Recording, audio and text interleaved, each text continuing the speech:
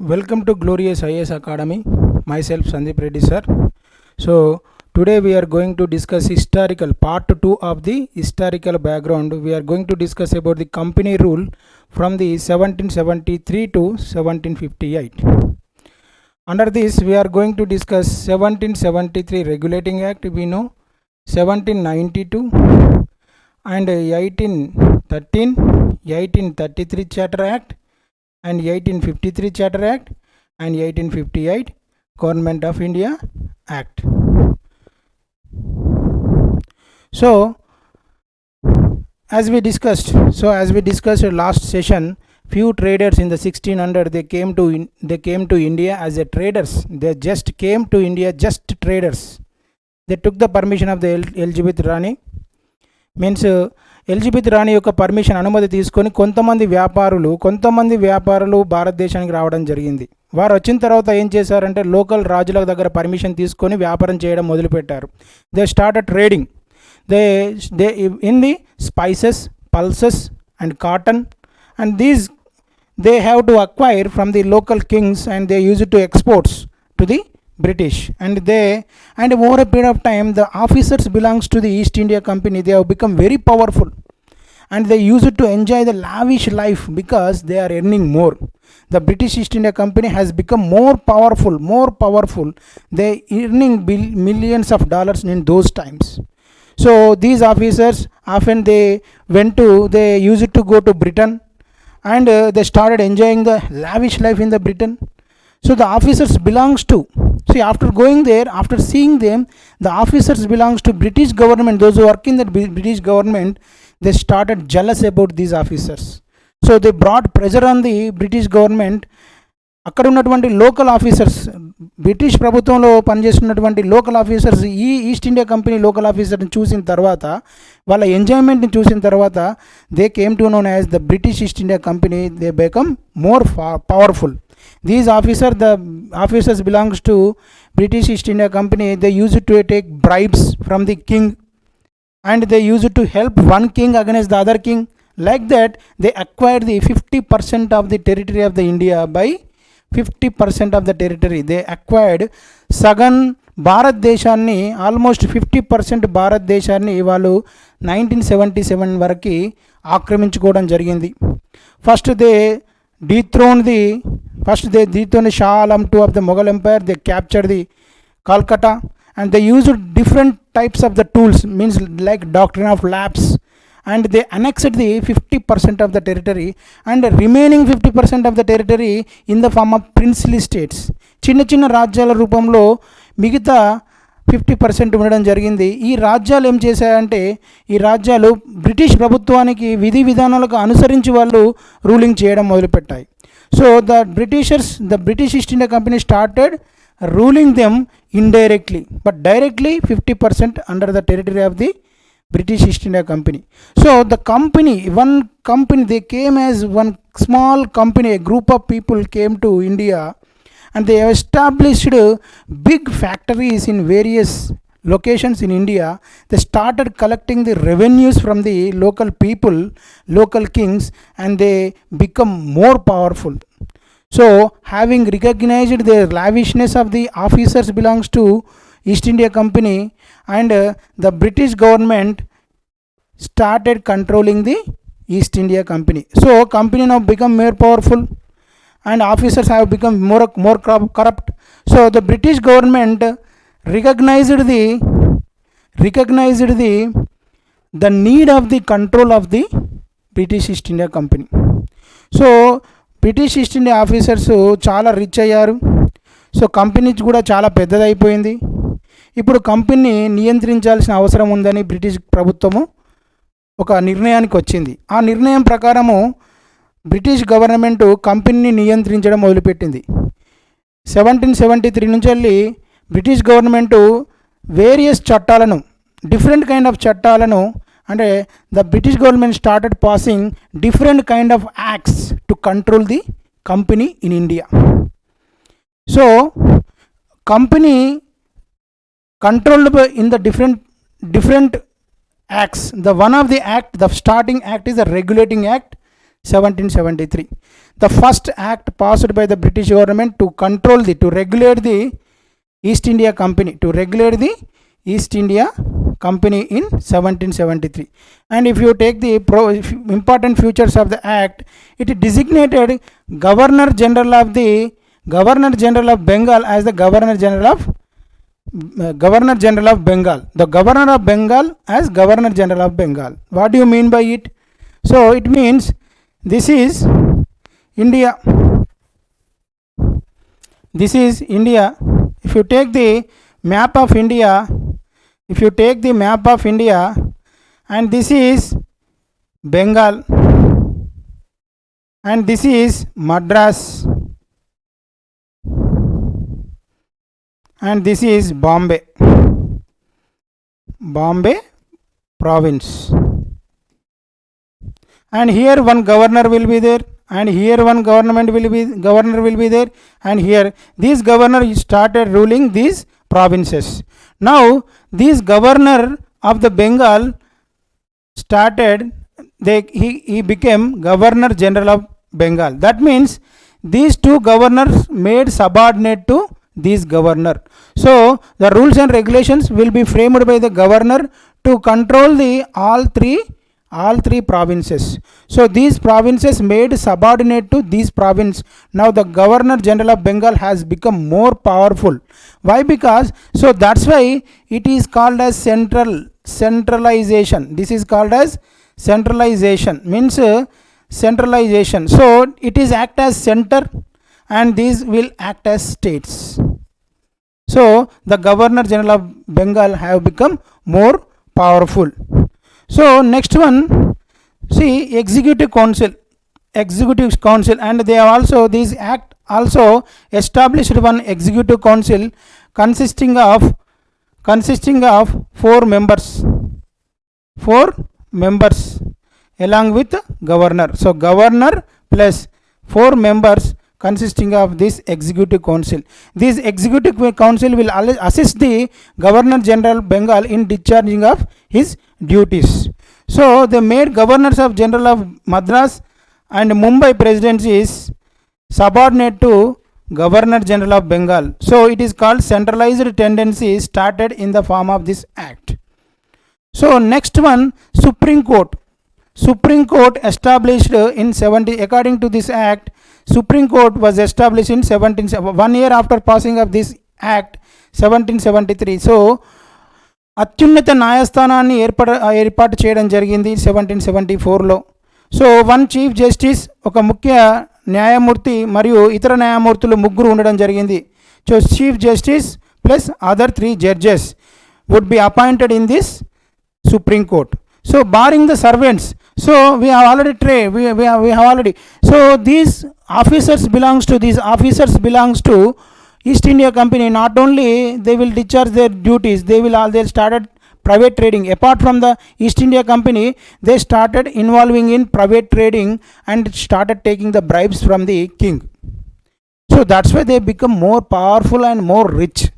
So British government wanted to control these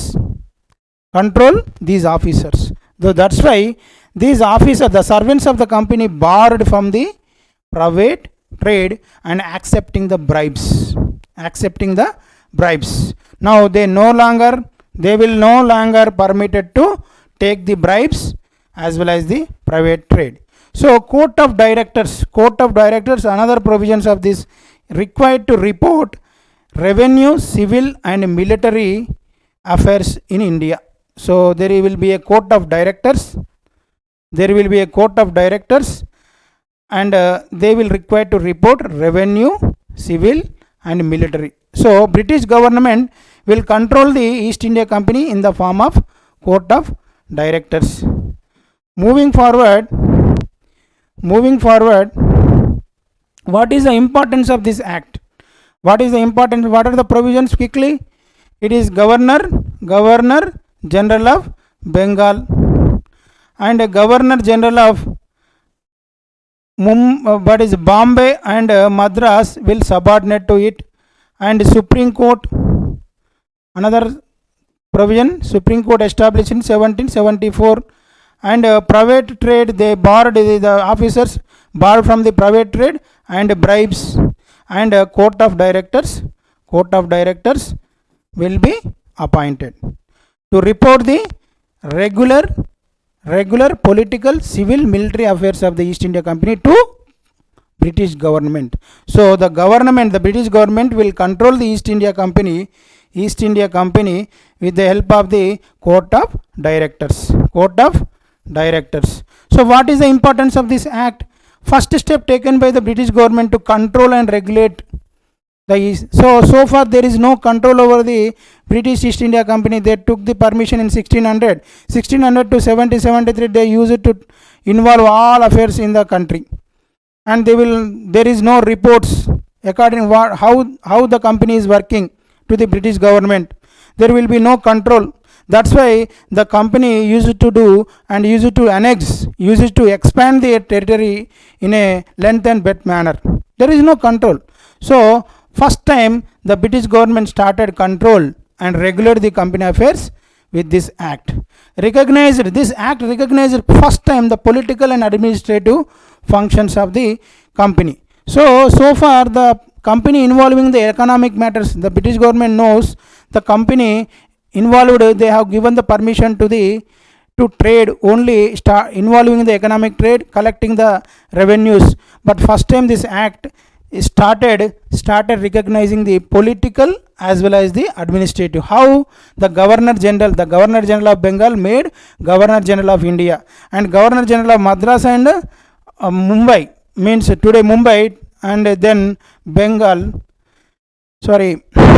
Bombay, the Governor General of Bombay as well as the Madras, they made subordinate to Governor General of Bengal. That means the centralized government established. So another important is called centralized administration in India started taking place with this act. So going forward, next act, amending act of the 1781. So the British Parliament first time enacted the 1773, and various officers belongs to the East India Company, they started demanding some amendments to this act. So first time they made the law, there might be some mistakes in the law. So that's why this act is going to amend some provisions of the 1773. It will amend the 1773 act. So that's why it is called as amending act of 1771. It is also known as declaratory act. It will declare some provisions, it will declare some rules and regulations. That's why it is called a declaratory act. The key provisions demarcate the relationship between the Supreme Court and the Governor General of Council. You know very well, here the Governor General of Council established and Supreme Court also established. So the Supreme Court and the Governor General, these are established by the 1773 regulating act. This is led to one controversial. What is that controversy? Supreme Court started controlling the affairs of the and decision. It started challenging the decisions of the Governor General of Council, which means 4 plus 1 Governor General, 4 other members from the East India Company. So this Supreme Court, some of the decisions taken by the Governor General of Council started challenging in the SC Supreme Court, and there is a controversy between these two bodies. So the Governor General Council members started demanding curtailing the powers of the Supreme Court. They wanted to remove the powers of the Supreme Court over the Governor General of Council decisions. So officers started demanding the British government, Supreme Court is controlling our affairs, so that we cannot we cannot able to discharge our duties. So that's why That's why it is called a declaratory act. The important features of the act. So all these the more or less all features of this amendment act is related to the Supreme Court. Remember, Supreme Court, any question come related to Supreme Court, it might be 1773 regulating act, either amending act of 1781. So first provision, the jurisdiction of the Supreme Court is restricted. We are already discussed the civil servant working. So all civil servant, those are working in the capacity, and all revenue collectors, all judicial officers, they were exempted from the Supreme Court. They were exempted from the jurisdictions of the Supreme Court. The decision taken by the revenue collectors, judicial officers, and all those exempted from the challenging of the court. And appeals from the lower courts, will not go to the Supreme Court. It will go to the Governor General Council.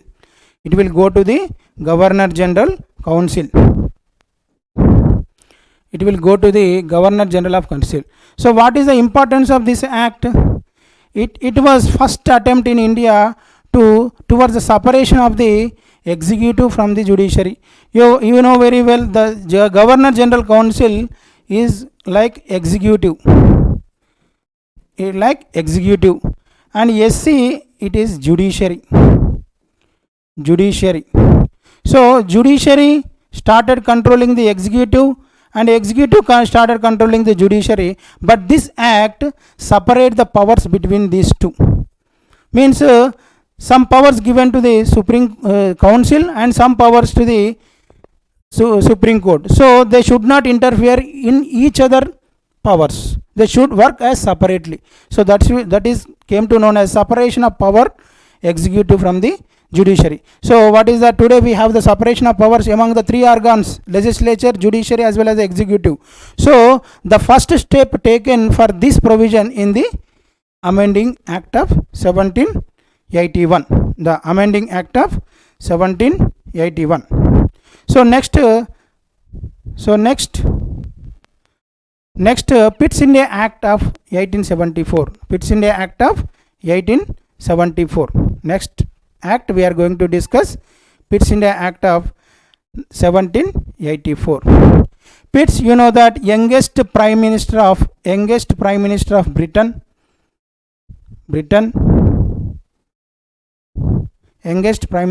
Britain, and then youngest prime minister of Britain. So important features of this act: it is distinguished between the political and commercial functions of the. So it is separated the political as well as the commercial functions of the company. So the company affairs divided into two: political as well as the commercial. So first time the dual government was established. Why? Because that's why how a new body, that is board of directors, which consisting of 6 members, established by this act. Board of directors. So another one is court of directors. So these what this board of directors will do, it will involve in the political affairs and commercial affairs and other affairs. So court of directors. So board of control, what is a new body established by the board of control with this act? What is the role of the board of control? What are the duties of the court of directors of the East India Company in India? What are the actions taken by the British East India Company in the political and commercial areas? They will report to the British government. The board of directors empowered to supervise, direct all operations of civil, military and revenues of the British possessions in India. So what are the company's activities, how they are involving what are their political activities, how much revenue they are collecting, where they are spending, how they are doing day-to-day functions, all these civil, military, political, all these affairs all these affairs of the East India Company will be reported to the Supreme Court, will be reported to the British government by the Board of Control. So this is dual government. The Court of Directors will do same thing, and Court of Directors only will involve in the commercial functions, and Board of Directors will be involved in all functions. So there is a two governments, one government in India and another government that is supervising the Indian administration in England, that means Britain. So that is called dual government, two governments at a time, two controls. One is Court of Directors, another one is Board of Control. Two directors at a time on the Indian administration, that's why it is called dual government. What is the importance of this act? The first time the company possession called British possession. First time all company territories, all British East India territories, they came to known as British possession. British means it is belongs to British government, not to the East India Company. They are not belongs to East India Company, they belongs to British territories. So British government given supreme control. The British government will be given supreme control over the Indian administration. Like how? With the help of the Board of Directors.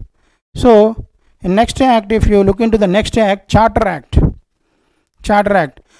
What do you mean by charter? This is called amendment of, here in this act, amending the provisions of Royal Charter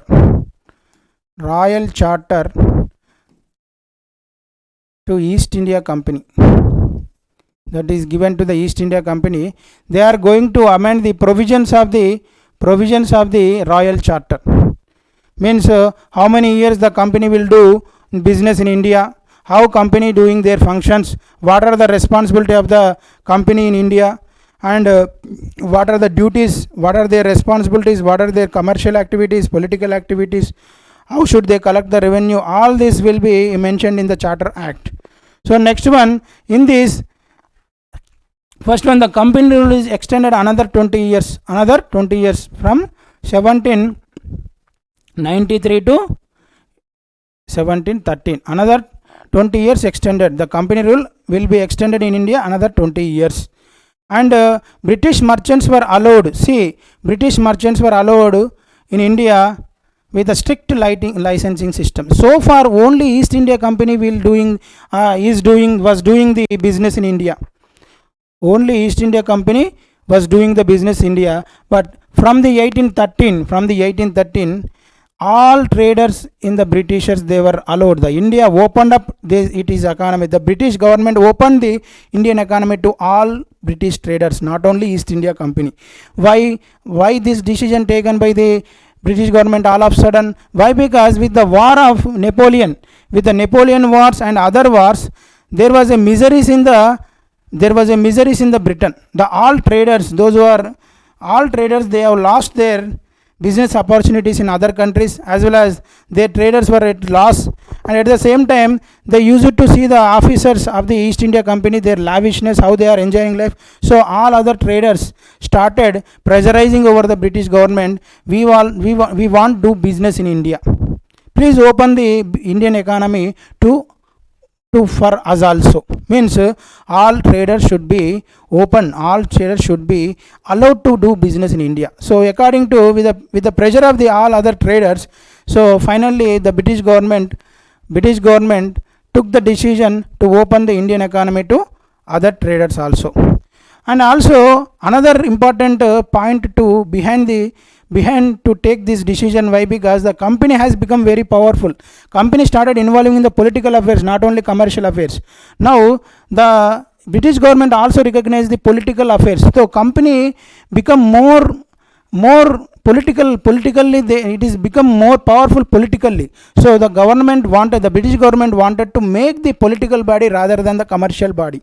So the commercial activities will be allowed to other traders, but the company should act as the political body. So they wanted to make company as the political authority. So that is another, but not other matters. Only the China trade and opium trade was stayed with the East India Company only. Only East India Company will do in the China and tea trade and opium trade. But all other matters allowed to every trader from the British territories. So it also provided clear financial, means provided for the financial grant to Indian literature. This act first time recognized the importance of the Indian literature as well as the promotion of science in India. Why? Because they wanted to recruit the local people into the government. So another stress with the, and those times some social reformers started pressurizing over the British government company rule to promote the education.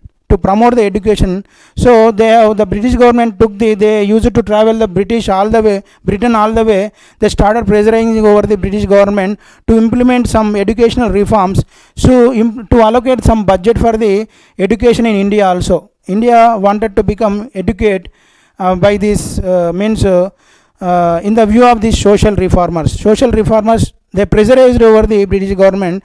That's why the British government added one provision in the 1813 Act, the greater role in the education. 1 lakh rupees also allocated in the budget. And according to these Christian missionaries also allowed to propagate English and preach their religion in India. And moving forward, next act, Charter Act 1330. What are the important provisions of the Charter Act? This is also same. It is going to amend the charter. Another 20 years extended. Another 20 years means 1833 to 1853. And here the Governor General, in the Regulating Act 1773, the Governor of Bengal made Governor General of Bengal. Now the Governor General of Bengal as Governor General of India. Why? Because here only Bombay and Madras provinces are subordinate to the Bengal governor. Now when come to here, all other provinces, 50% of India, all other province belongs to East India Company. They will all those subordinate to Governor General of Bengal. So Governor General of Bengal came to known as Governor General of India. So Governor General of Bengal become more powerful than any other province governor. Next, the civil and military powers were vested. So civil and all military powers throughout the country vested in the Governor General of India. So Governor General of India started ruling entire country in the civil matters, in the commercial matters, in the political matters. So he will act as the PM of India. Today times PM of India. And council, nothing but it is the executive. Council, nothing but executive. How many members? 4 members plus 1. So these are called ministers. Like these other members acting as like ministers. Next one, who was the first Governor General of India? It was a very important question for the prelims point of view as well as the group 1 TSPSC also and APPSC also. Lord William Bentinck was the first Governor General of India. And also it is deprived the Bombay and Madras to make the laws. Is deprived the Bombay and Madras. So far every province they will make their own laws. But from this act, all these 2 important provinces they barred from the making the laws. Instead of them, only Governor General of India will make the laws. They will start implementing. So that's why it will deprive the legislative powers to the Bombay as well as the Madras. So all law making powers with the Governor General of India. And it also ended the commercial activities of the East India Company. In last act we have already discussed that why the British government allowed other traders to do business. Why? Because the British government recognized the company has become more political power rather than the commercial affairs. The company started as a trading, they came as a traders, they occupied the India, now they become more political power rather than the economical power. So that's why the British government started controlling the India with the help of the East India Company. So that's why they want only East India Company as political power, not the commercial power.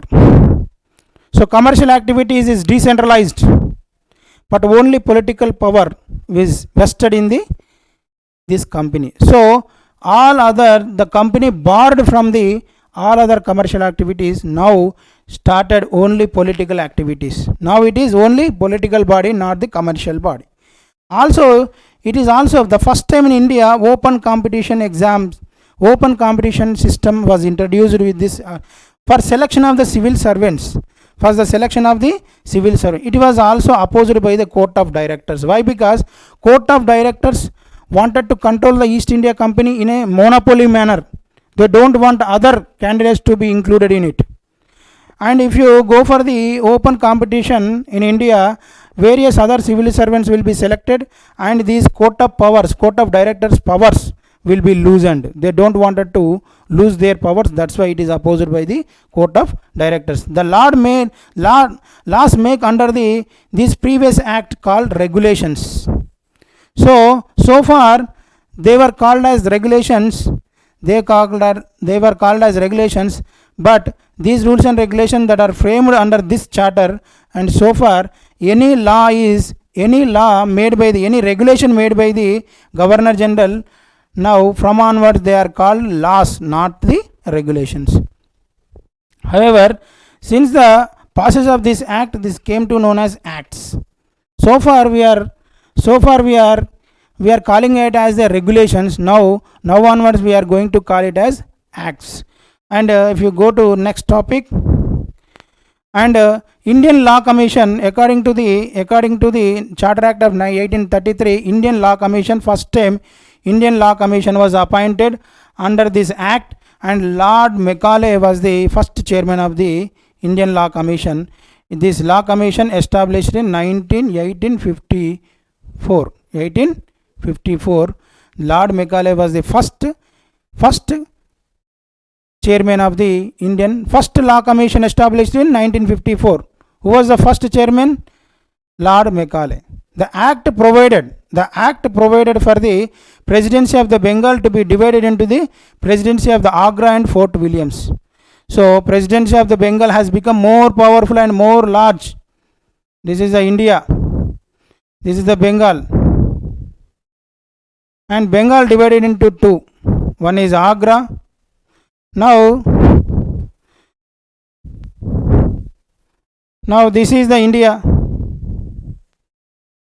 This is the India.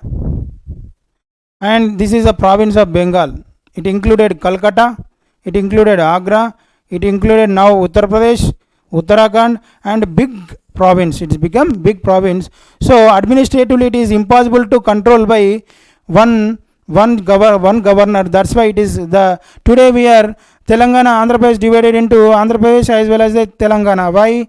Various reasons. So administrative reasons also one of the reasons to divide the one state into the other states. Like that, these big provinces was divided into two another provinces like Agra as well as Fort Williams. Fort Williams nothing but Bengal. Fort Williams nothing but Bengal. So Parliament abolished slavery also. There was a various movements against the slavery. Various movements against the slavery in British government. So British government along with the other countries, and this act also abolished slavery in India. What is the importance of this act? Centralization of the administration reached new heights. Why? Because the law-making power of the Madras and Bombay were curtailed and they were vested in the Governor General of India. That's why the centralization was reached at its peak. So codification of law was taken up for the first time. Why? Because it provided the first Indian Law Commission, and also acknowledged the need to involve the Indians. Why? Because it introduced the system of open competition for civil service examination, civil servants to be conducted, civil service exam to be conducted in India, to include the Indians into the Indian Council, to include the Indians. So it started representing the Indians in the Indian government. It started representing the Indians in the Indian government. And going next topic, Charter Act of 1853. Charter Act of 1853. So what are the important features of this act? It provides the separation of executive, legislative functions of the council. It separated the executive. So far the Governor General of India Council, all powers vested in it. You know that Governor General in Council, Governor General of India in Council, he will have both powers, legislative powers,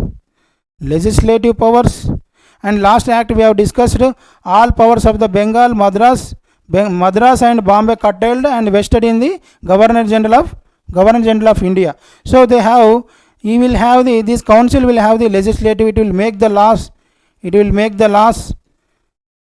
and rules and regulations, impose the rules and regulations, and also executive powers also, and it will rule the India. So both powers will vested in this Governor General Council. Now with this act they were separated, and another body will be created for the lawmaking power. What is that body? 6 members, new members of Legislative Council. 6 new members, Legislative Council. Now the lawmaking power separated from the Governor General Council, and it is going to vested in new body that is called Legislative Council. For the first time with this act, the Parliament was established. Parliament.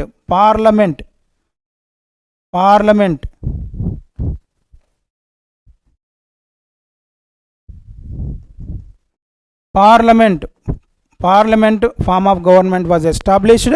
That means it is Legislative Council.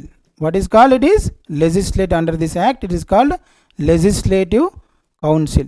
So far legislative powers will stay with the Governor General. Legislative powers taken away separately and vested in separate body created, Legislative Council. How many members? 6 members.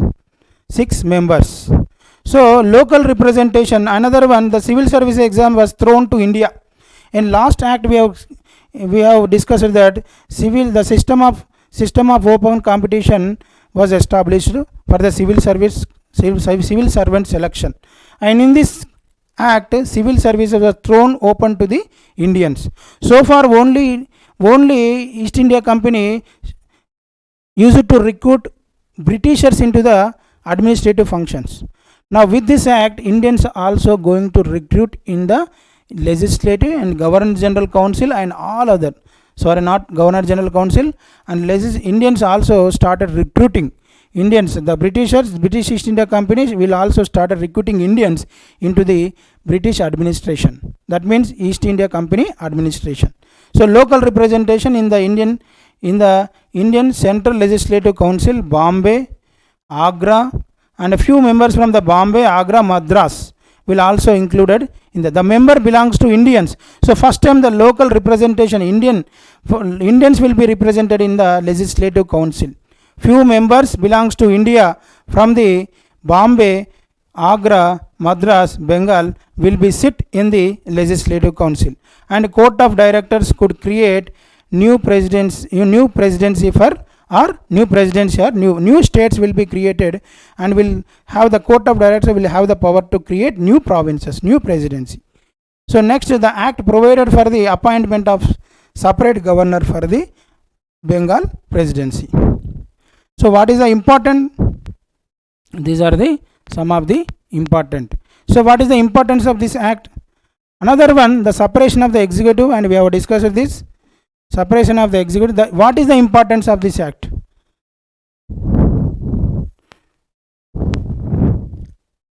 And we have already discussed first time the legislative and executive powers were divided. First time the legislative and executive powers were separated. That is a very important of this act, important provision of this act.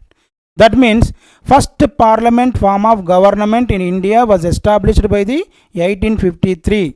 Separate legislative council was set up with the 6 members, and also locals from the local Indians from the Bombay, Agra, Madras and etc. They will be represented in the council. They will sit in the council. They will discuss the laws. They will sit in, they were allowed to sit in the council. So Indian representation also started.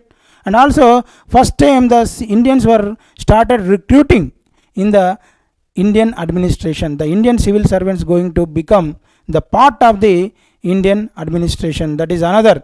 So first time the representative form of the government started in India with this act.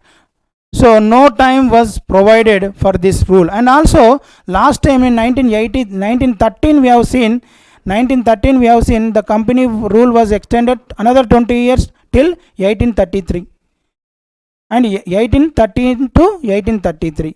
And another one in the 1833 act we have seen one provision called the company rule was extended another 20 years from the 1833 to 1853.